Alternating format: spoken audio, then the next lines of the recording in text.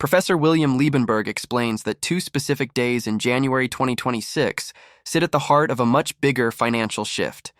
And those dates are January 14th and January 15th, because together they connect trade, taxation, and crypto regulation into a single strategic reset that could quietly change how money, revenue, and markets operate in the United States and beyond.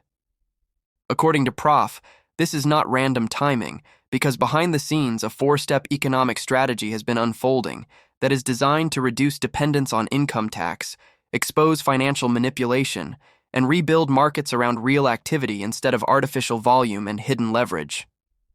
The logic is simple but powerful, because instead of taxing workers directly, the system aims to generate national revenue from trade while forcing transparency into financial markets so that fraud, fake volume, and artificial pricing no longer distort the real economy.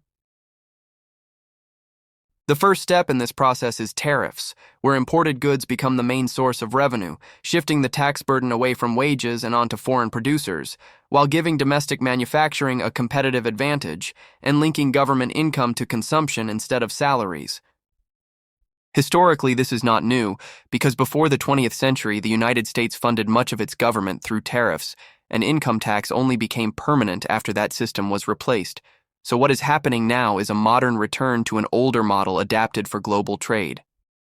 The second step is transparency, because income tax remains high not because it must exist, but because enormous fraud, waste, and manipulation drain public wealth through hidden leverage, artificial trading volume, and regulatory systems that protect insiders instead of citizens. By forcing audits, disclosures, and regulatory clarity, these structures can no longer hide. And when financial markets are forced to show real reserves and real activity, much of the current system that looks large on paper is revealed to be artificially inflated. The third step is elimination, because once fraud is exposed, it can be removed through enforcement and legal reform, which restores trust, collapses artificial financial activity, and reduces how much tax revenue is needed to keep the government running. This is especially important for crypto markets, where fake volume, wash trading, and hidden liquidity have distorted prices and market size for years, making it impossible to know which assets are supported by real use and which are propped up by illusion.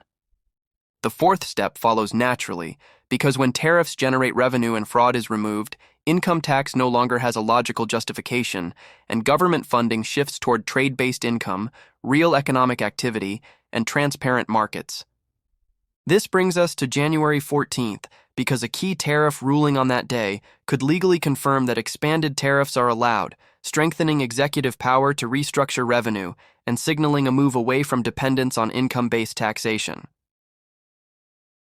That ruling does not just affect trade, it sets the foundation for the entire four-step strategy by confirming that tariffs can replace part of the income tax system without violating trade law or international obligations.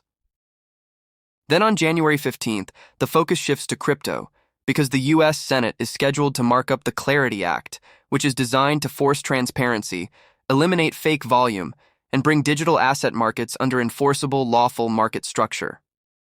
Led by Senator Tim Scott, the Clarity Act aims to protect ordinary investors, require proof of reserves, remove wash trading, and ensure that digital asset innovation remains inside the United States instead of drifting into unregulated offshore markets.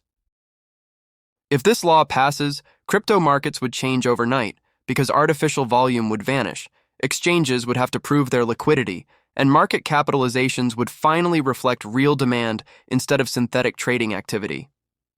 Many analysts believe that once fake volume is stripped away, the crypto market may shrink dramatically, revealing that only a fraction of today's apparent size is actually supported by real users, real money, and real transactions. For XRP, this could be a defining moment, because unlike hype-driven tokens, XRP was designed for real settlement, real payments, and real financial infrastructure, which means it benefits when the system moves from speculation to utility. When fake volume is removed and transparency becomes mandatory, assets that serve banks, payments, and cross-border settlement gain relative strength, while purely speculative projects lose their artificial support. This is why Prof ties tariffs, fraud exposure, and crypto regulation together, because they all point toward the same destination, which is an economy built on real trade, real money, and real value, instead of hidden leverage and manipulated markets. January 14th and January 15th are therefore not just dates on a calendar, they are pressure points where old systems meet new rules, and where artificial structures begin to collapse under the weight of transparency. If this strategy succeeds, income tax does not disappear because of ideology, but because it becomes unnecessary in a system where government revenue comes from trade, and fraud no longer drains the economy. Transparency in both crypto and traditional finance becomes the foundation of trust, because when every transaction, reserve, and trade can be verified, manipulation loses its power and real economic growth can finally take over. We inform, you choose, and in this library we do not publish false hope or sensational claims, because everything discussed here is based on real policy direction, real legislation, and real financial architecture. If this breakdown helped you understand what is really happening behind the headlines, make sure to like this video, subscribe to the channel, share your thoughts in the comments, and join our Telegram group at Gazara for all via the link in the comments for daily updates and research-based discussions.